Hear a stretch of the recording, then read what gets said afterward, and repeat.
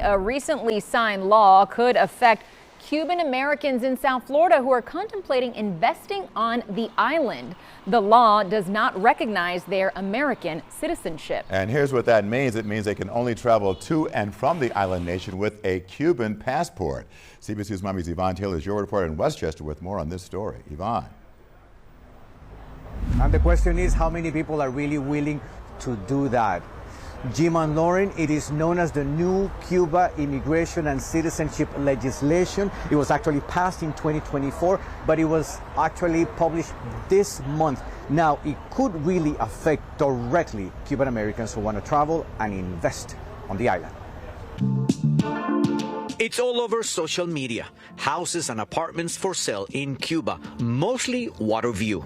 It became more evident after President Donald Trump started talking about the island nation. We'll be doing something with Cuba very soon. This was music to Rainier Gutierrez's ear. He was born in Cuba, became a U.S. citizen, and a business owner in Coconut Grove. Now he's interested in investing in his homeland. Real estate. But now he can only travel to the island nation with this document, a Cuban passport. Estas medidas que están haciendo son medidas desesperadas. I am convinced these are desperate measures because each Cuban passport is over $200, said Gutierrez. Marco Rubio, Trump. He said Secretary of State Marco Rubio and President Trump are giving him hopes for change, and he wants to buy a house or properties in Cuba. Why would I want to be in Cuba with a Cuban passport? Andy Gomez is a former director of the University of Miami Institute for Cuban-American Studies. He considers it highly risky to invest in the communist island under those conditions. He also is a naturalized U.S. citizen.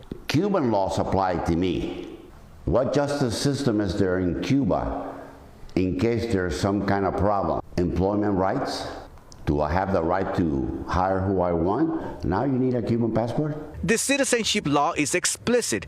Cuban citizens, while they're in the national territory, are governed by this status in the terms established in this law and cannot make use of foreign citizenship. Gutierrez is still hopeful to buy one of those properties for sale. He says the regime will change and it will be more expensive. Gomez is a bit apprehensive. Some of them I'm fascinated by what they're asking. Some of them over $300,000 and $400,000. And the question that comes to my mind is, and what happens when I go turn the electricity? And Andy Gomez also told me that U.S. citizens who were born in Cuba and decide to travel with this new law must know that they would have no possibility of any consular protection from the U.S. Embassy in Havana.